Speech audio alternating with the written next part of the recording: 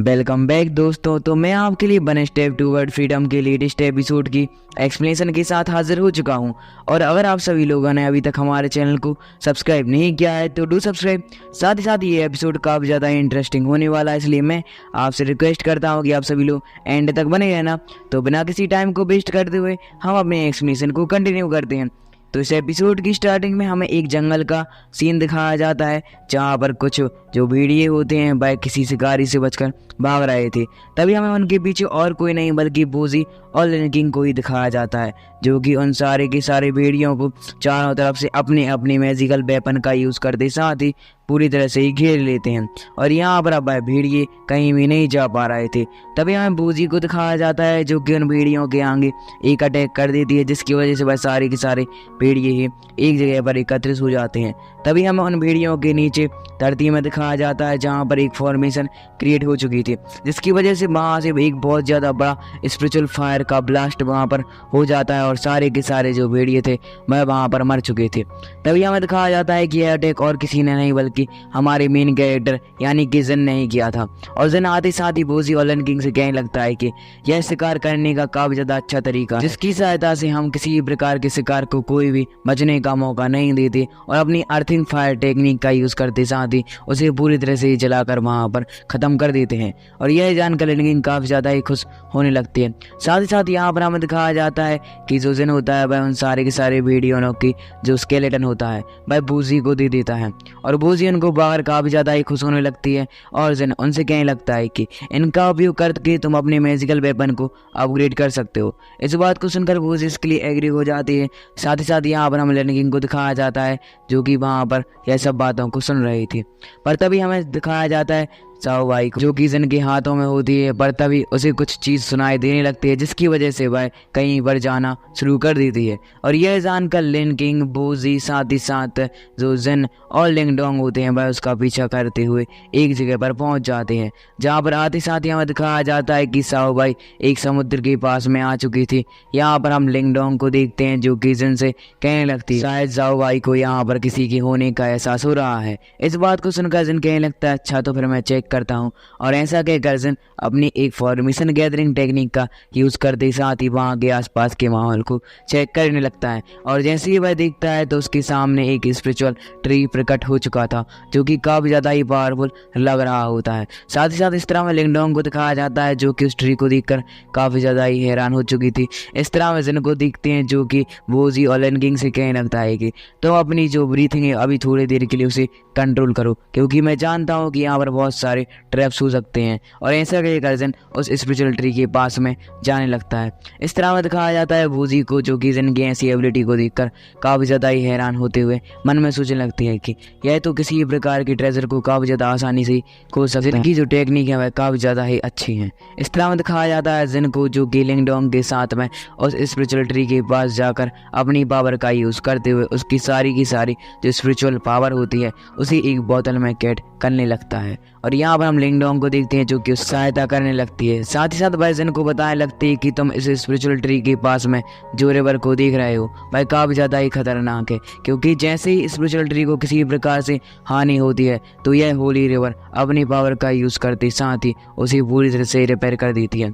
मतलब यह जो होली रिवर है और साथ साथ यह स्पिरिचुअल ट्री वह एक दूसरे से काफ़ी ज़्यादा ही कनेक्टेड है, जिसकी वजह से अगर हमने इस ट्री की स्पिरिचुअल पावर को अपने बोतल में कैद कर भी लिया तो यह ट्री फिर से अपने आप को रिपेयर कर लेगा। और यह जानकर जिन कहने लगता है कि हाँ मुझे इसके बारे में पता भी था, इसलिए मैं नहीं चाहता कि किसी प्रकार के ट्रेजर को कोई हानि पहुंचे। पर हमें इस तरफ लिंग डोंग को दिखाया जाता है, जो कि उस होली रिवर के पास जैसे ही जाती है तो उस होली रिवर में उसे एक डेड बॉडी मिलती है, जिसे कि देखकर वह काफ़ी ज़्यादा डर चुकी थी और वह सीधा ही आकर जिन की गले लग जाती है। इस तरह में लिन किंग को दिखाया जाता है, जो कि उस डेथ बॉडी को देखकर काफ़ी ज़्यादा ही हैरान हो जाती है और संत से वह भूजी के पास जाकर सपोर्ट मांगने लगती है। इस तरह में दिखाया जाता है कि जिन और जो लिंग डोंग होते हैं वह ऐसे ही बातें कर रहे होते हैं कि तभी उनके पीछे एक बंदा आ जाता है, जो कि आते साथ ही जिन को धमकी देते हुए कहने लगता है कि तुमने जो अभी अभी स्पिरिचुअल पावर को कलेक्ट किया है वह मुझे दे दो। पर यहाँ पर जिन उसे देखकर बिल्कुल भी हैरान नहीं होता, पर हम देखते हैं कि जो वह बंदा था वह अपनी एबिलिटी को वहाँ पर शो करना शुरू कर देता है। इस तरह में दिखाया जाता है कि वह बंदा जैसे ही लिंग डोंग पर अटैक करने के लिए आता है तो जिन उसके अटैक को नैलीफाई कर देता है और इसी का मौका पाकर वह बूजी पर ध्यान देते हुए लिन किंग पर अटैक कर देता है, पर लिन किंग को बूजी शील्ड बनाकर बचा लेती है। इस तरह में दिखाया जाता है कि इनके बीच में आइकॉनिक लेवल की फाइट शुरू हो जाती है, जहां पर वह बंदा अपने लेवल को शो करते हुए उन दोनों को धमकी देने लगता है। साथ ही साथ यहाँ पर हमें इस बंदी का लेवल इमॉर्टल पता चला है, जिसे देखकर जिन और बूजी काफी ज्यादा ही हैरान हो चुके थे, क्योंकि यह दोनों ही सेंट लेवल के पीक पर है, पर अभी इमॉर्टल लेवल को बिल्कुल भी ब्रेक थ्रू नहीं कर पाए। यहाँ पर हम बूजी को देखते हैं जो कि जिन से कहने लगती है कि तुम लिन किंग और अपने सारे के सारे साथी यानी कि फर्नेस स्प्रिट और जाओ भाई को लेकर यहाँ से निकलो। पर हम जिन को देखते हैं जो ही कहने लगता है कि अरे ये इमॉर्टल लेवल पर ही तो है, हम भी कहा कि कम लेवल पर है, इसलिए तुम दूर हटो, मैं इससे फाइट करता हूँ। और ऐसा कहकर उससे फाइट करने के लिए चला जाता है, पर हमें दिखाया जाता है कि इनके बीच में शॉर्ट फाइट शुरू हो जाती है, पर तभी वह बंदा अपनी पावर का यूज़ करते हुए अपने आप को पूरी तरह से ही जो गायब कर लेता है और यहाँ पर जिन उसे बिल्कुल भी देख नहीं पा रहा था। साथ ही साथ तभी जिन को एक आइडिया आता है और वह अपनी स्पिरिचुअल आइज का यूज़ करते हुए उस बंदे की लोकेशन को फाइंड करने लगता है और उस बंदे की लोकेशन जिन को मिल भी जाती है। और जैसे ही जिन उस बंदे की लोकेशन को फाइंड करते साथ ही अटैक करने के लिए आता है तो वह बंदा लिन किंग के पास आकर उसके गले पर अपनी स्वॉर्ड को रख देता है।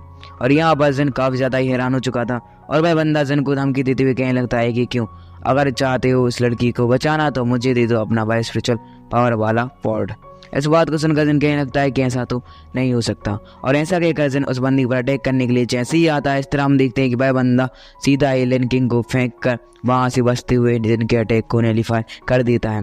पर इस तरह दिखाया जाता है लिन किंग जो कि उस स्पिरिचुअल ट्री के पास लगने ही वाली होती है कि तभी वहाँ पर एक और बंदा आ जाता है जिसका नाम हमें ली पता चला है और वह ली आते साथ ही लिन किंग को बचा लेता है।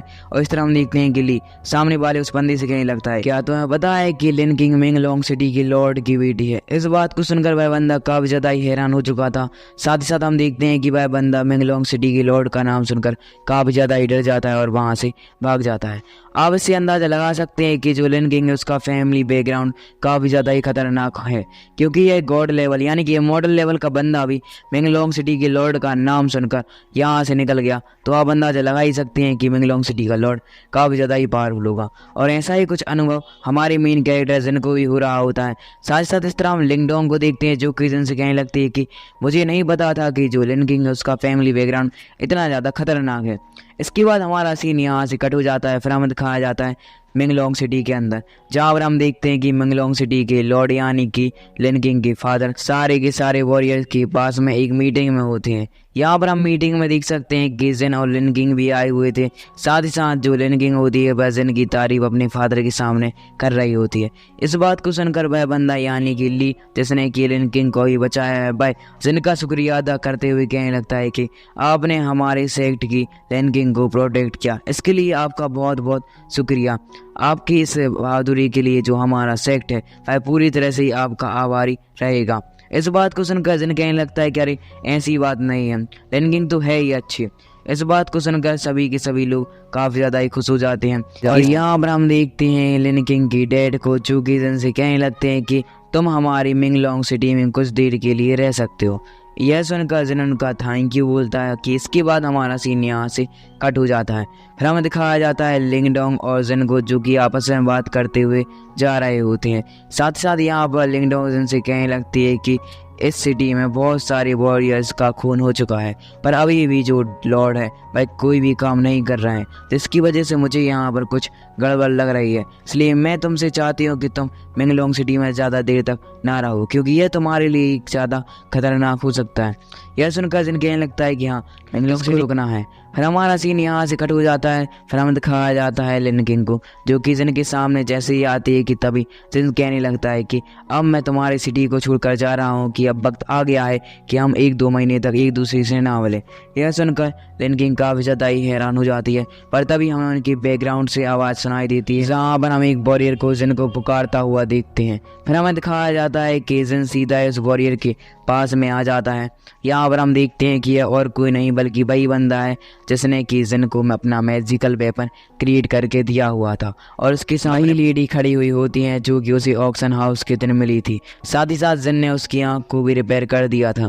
पर यहाँ पर हम देखते हैं कि भाई लेडी उस बंदी को घायल करके वहाँ से भागना शुरू कर देती है। इस तरह में दिखाया जाता है कि जिन उस लेडी का पीछा करते हुए कहने लगता है कि तुम यहाँ पर क्या कर रही हो। इस बात को सुनकर भाई लेडी जिन से कहने लगती है कि तुम मेंगलोंग सिटी और मेरे मैटर में ना ही पढ़ो तो अच्छा होगा। पर हम इस तरफ देखते हैं कि जिन काफ़ी ज़्यादा हैरान हो चुका था, साथ ही साथ भाई अब मेंगलोंग सिटी को छोड़कर बिल्कुल भी नहीं जाने वाला है, क्योंकि अब उसे एक बहुत ज़्यादा गुत्थी मिल चुकी है। और आप लोगों को तो पता है कि जहाँ रहस्य होता है वहाँ हमारा मेन कैरेक्टर जिन का होना तो तय ही है। यहाँ पर हम देखते हैं जिन को, जो कि उस लेडी का पीछा कर रहा था। साथ ही साथ एक वक्त ऐसा भी आ जाता है जब जिन उस लेडी को पूरी तरह से ही पकड़ लेता है।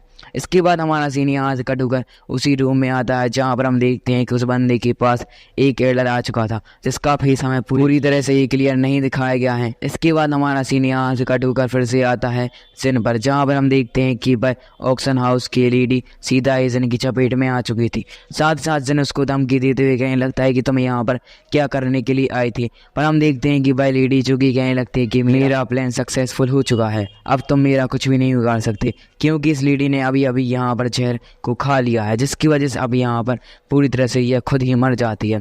और यहाँ पर जिन कुछ भी नहीं कर पाता, क्योंकि उस लेडी के मुँह से ब्लड आना शुरू हो जाता है और तभी वह लेडी मर जाती है। और यह जानकर जिन काफ़ी ज़्यादा हैरान हो चुका था।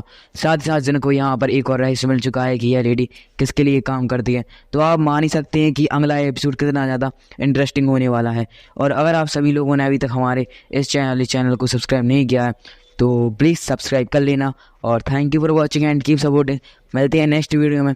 और अगर आप सभी लोग यहाँ तक आए हैं तो वीडियो को लाइक तो ज़रूर से ही कर देना और कमेंट ओपी ब्रदर ज़रूर से ही लिख देना। Bye bye.